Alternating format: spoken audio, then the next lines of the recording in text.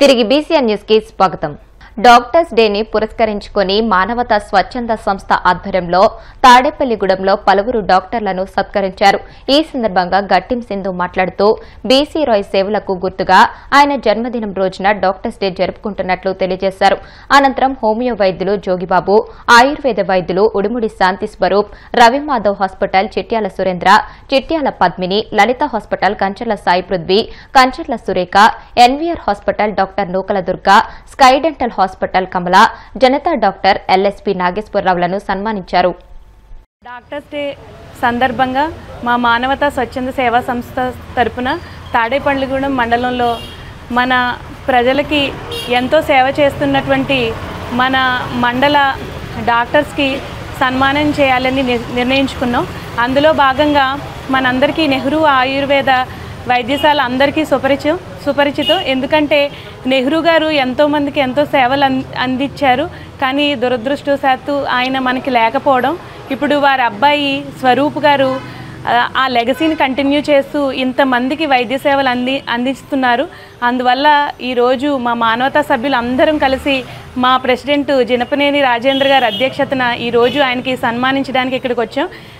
ఈ తాడేపల్లిగూడెం ప్రజలకి ఇంత సేవ చేస్తున్న స్వరూప్ గారికి మా ప్రత్యేక అభినందనలు అలాగే ధన్యవాదాలు తెలియజేసుకుంటున్నాం. కేంద్ర ప్రభుత్వం జూలై 1వ తేదీ నుండి పెంచిన రైల్వే ఛార్జీలను రద్దు చేయడంతో పాటు రైళ్లలో అదనపు బోగీల ఏర్పాటు, పరిశుభ్రతపై దృష్టి పెట్టాలని సిపిఎం కడప నగర కార్యదర్శి రామ్మోహన్ డిమాండ్ చేశారు. ఈ మేరకు సిపిఎం బృందం Kadapa railway station manager Shekhar Kumar కు వినతి పత్రం సమర్పించారు. ఈ సందర్భంగా రామ్మోహన్ మాట్లాడుతూ కేంద్ర ప్రభుత్వం పెంచిన రైల్వే ఛార్జీలను సత్వరం ఉపసంహరించుకోవాలన్నారు. ప్రతి రైల్లో సామాన్య ప్రజల కోసం 6 కంపార్ట్మెంట్లు కేటాయించాల్సిందిగా రైల్వే శాఖను కోరారు. రైల్వే రిజర్వేషన్ల విషయంలో ప్రయాణికుల డిమాండ్ను బట్టి వెయిటింగ్ లిస్ట్ కాకుండా అదనపు బోగీలు కేటాయించే విధంగా నిర్ణయం తీసుకోవాలని అన్నారు. కడప రైల్వే స్టేషన్ మేనేజర్ గారికి ఈరోజు సిపిఎం పార్టీ ఆధ్వర్యంలో వినతిపత్రం ఇవ్వడం జరిగింది.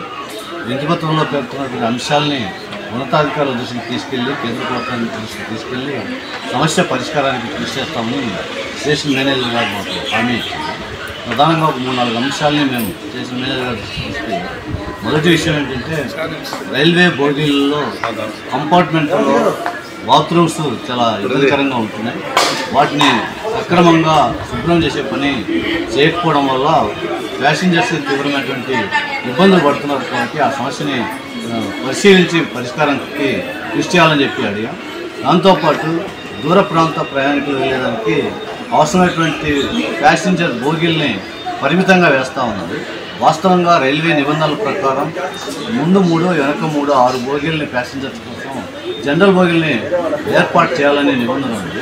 కానీ ఇప్పుడు 1, 2 మాత్రమే ముందు వెనక వేస్తున్నారు. మొత్తంగా చూసినప్పుడు వెనక 1, ముందు 1, అదైతే వెనక 2, ముందు 2, మొత్తం 2 నుంచి 4 బోగీలు మాత్రమే అందుబాటులోకి ఉంటున్నాయి. దీని కారణంగా ప్రయాణికులు తీవ్రమైనటువంటి ఇబ్బందులు పడుతున్నారు. ఇరుకిరుకుగా కంపార్ట్మెంట్ బోగీల్లో ప్రయాణం చేయాల్సినటువంటి పరిస్థితి కనిపిస్తూ ఉంది. అందుకోసం ఈ సమస్యని పరిష్కారం చేయడానికి గట్టిగా కృషి చేయాలని చెప్పి మేము కోరుతా ఉన్నాం. ఇదే కాకుండా రైల్వే ప్రయాణికుల క్రౌడ్ని బట్టి, అంటే ప్యాసింజర్స్ ఆన్లైన్లో రిజర్వేషన్ చేసుకుంటా ఉన్నారు. రిజర్వేషన్ చేసుకున్నప్పుడు వెయిటింగ్ లిస్టులో ఉంటున్నటువంటి సీట్లని భర్తీ చేయడం కోసం వెంటనే అవసరమైనటువంటి అదనపు బోగీల్ని ఏర్పాటు చేసేటువంటి చర్యలు ప్రభుత్వం దృష్టికి తీసుకెళ్లి వాటిని కూడా అమలు చేయాలని చెప్పి అడుగుతాను. ఎందుకంటే వెయిటింగ్ లిస్టులో 100, 150, 120, 130 ఉన్నప్పటికీ కూడా ఇక్కడేమో సీటు గట్టు కన్ఫర్మ్ అయ్యేటువంటి పరిస్థితి లేదు. అందుకోసం ప్రయాణికుల రిజర్వేషన్ యొక్క పరిస్థితులు బట్టి సామర్థ్యానికి అనుగుణంగా ప్రత్యేక అదనపు బోగీలు ఏర్పాటు చేసేలా ప్రభుత్వం, రెవెన్యూ అధికారులు, కేంద్ర ప్రభుత్వం ప్రత్యేక శ్రద్ధ పెట్టాలని చెప్పి మేము విజ్ఞప్తి చేస్తాం. దాన్ని కూడా ఆలోచించి ఉన్నతాధికారుల దృష్టికి తీసుకెళ్తామని చెప్పి, వీటితో పాటు రైల్వే స్టేషన్లో ప్రయాణికులు వాడేటువంటి నిత్యావసర వస్తువులు, అంటే వాటర్ బాటిల్ కానీ, లేకపోతే ఫుడ్ ఐటమ్స్ కానీ, లేకపోతే స్నాక్స్ కానీ, ఇట్లాంటి వాటిలో ధరల్లో వ్యత్యాసం ఉంటుందని చెప్పి ప్రజలు మా దృష్టికి తీసుకొచ్చారు. ఆ సమస్యను కూడా పరిష్కారం చేయాలని చెప్పి సిపిఎం పార్టీగా మేము మేనేజర్ గారికి వీటన్నింటినీ తప్పకుండా హామీ మాకు ఇచ్చారు. అందుకోసం ఈ సందర్భంగా ఈ సమస్యల పరిష్కారం కోసం రానున్న కాలంలో సిపిఎం పార్టీ ఆందోళన చేయాలని తమ సమస్యలు పరిష్కరించాలని ఏపీ మెడికల్ కౌన్సిల్ దగ్గర శాంతియుత నిరసన తెలియజేస్తున్న వైద్యులపై పోలీసులు జులుం ప్రదర్శించారు. విదేశాల్లో వైద్య విద్య చదివిన తమకు మెడికల్ కౌన్సిల్ శాశ్వత రిజిస్ట్రేషన్ చేయకుండా తాత్సారం చేస్తూ తమ భవిష్యత్తును ఆగమ్య గోచరంగా మారుస్తున్నారని యువ వైద్యులు విజయవాడలోని ఆరోగ్య విశ్వవిద్యాలయం వద్ద నిరాహార దీక్షకు దిగారు. 36 గంటల అనంతరం వీరి దీక్షను పోలీసులు భగ్నం చేశారు. ఈ సందర్భంగా పోలీసులు తమ పట్ల అమర్యాదగా ప్రవర్తించారని బాధితులు ఆవేదన వ్యక్తం చేశారు. న్యాయ పోరాటం చేస్తున్న తమ గొంతు నొక్కాలని చూస్తున్నారని ఆగ్రహం వ్యక్తం చేశారు. వైద్యుల దినోత్సవం అని కూడా చూడకుండా అదే రోజున తమను పోలీసులు వాహనాల్లోకి ఈడ్చిపడేశారని ఆవేదన వ్యక్తం చేశారు. వెల్దుర్తిలో ట్రాన్స్ఫార్మర్ దొంగల ముఠాను మాచర్ల రూరల్ పోలీసులు అరెస్ట్ చేశారు. పల్నాడు జిల్లా మాచర్ల రూరల్ పోలీస్ స్టేషన్లో గురజాల డీఎస్పీ జగదీష్ వివరాలను మీడియాకు వెల్లడించారు. సిరిగిరిపాడు ఫారెస్ట్ చెక్పోస్ట్ వద్ద ఎస్ఐ షేక్ సమందర్ వలీ తన సిబ్బందితో కలిసి 5 ముద్దాయిలను అరెస్ట్ చేశారు.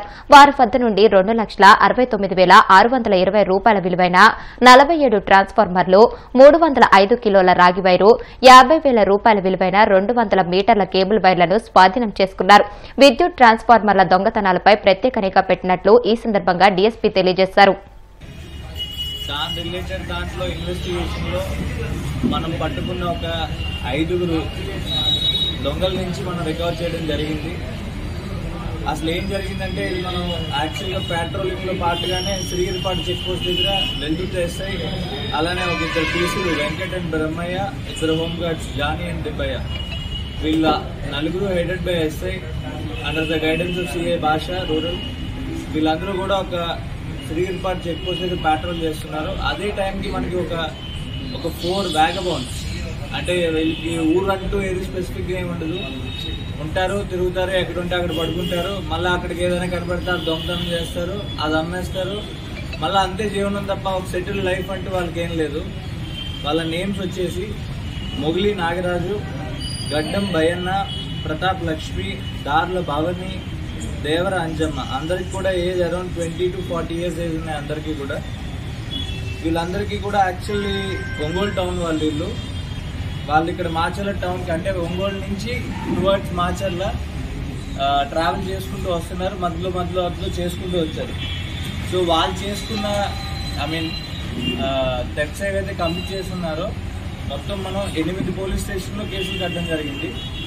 వెల్దుర్తి పోలీస్ స్టేషన్లో 13 ట్రాన్స్ఫార్మర్లు రికవర్ అయినాయి. మాచర్ల టౌన్లో 1, మాచర్ల రూరల్ 7, దుర్గి పోలీస్ స్టేషన్లో 17, కారంపూడి పోలీస్ స్టేషన్లో 4, నాగార్జున సాగర్ పోలీస్ స్టేషన్లో 15, అలాగే ఒంగోలు డిస్ట్రిక్ట్లో పుల్లలచెరు పోలీస్ స్టేషన్ వాళ్ళు 7, ఎర్రగొండపాలెం 3. మొత్తం మనం 67 కేసులు పెట్టున్నాము. ఇందులో 305 కేజీల కాపర్ వేర్ మనకు దొరికింది. అలానే ఒక 200 మీటర్స్ గ్యాస్ వేర్ ఒకటి దొరికింది. మొత్తం కలిపి 3,19,620 రూపీస్ వరకు. వీటన్నిటితో పాటు మనం రిసీవర్స్ కూడా మీకు లాస్ట్ టైం కూడా చెప్పున్నాను, రిసీవర్స్ మేము పెడతామని. ఈసారి మనం 4 రిసీవర్స్ని ఐడెంటిఫై చేశాము. కారంపూడిలో 1 రిసీవర్, మాచర్ల టౌన్లో 3 రిసీవర్లు. వీళ్ళు 4 కూడా ఈ కేసులో యాడ్ చేస్తాము. వీళ్ళతో పాటే వాళ్ళని కూడా రిమాండ్. వార్తలు ముగించే ముందు ముఖ్యాంశాలు మరొకసారి.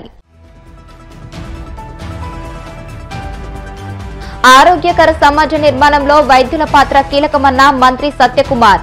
రోగుల ప్రాణాలు కాపాడేందుకు ఆఖరి క్షణం వరకు శ్రమించే వారిపై దాడులు చేయడం సరికాదని వెల్లడి. బాపట్ల జిల్లాలో పెన్షన్ల పంపిణీ కార్యక్రమంలో పాల్గొన్న మంత్రి గొట్టిపాటి రవికుమార్.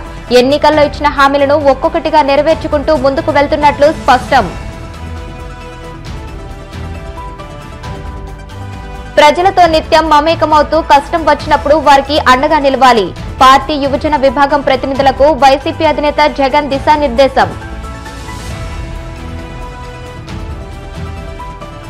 వైసీపీ ప్రభుత్వ హయాంలో టీటీడీ ఆయుర్వేద ఫార్మసీలో భారీ అవినీతి.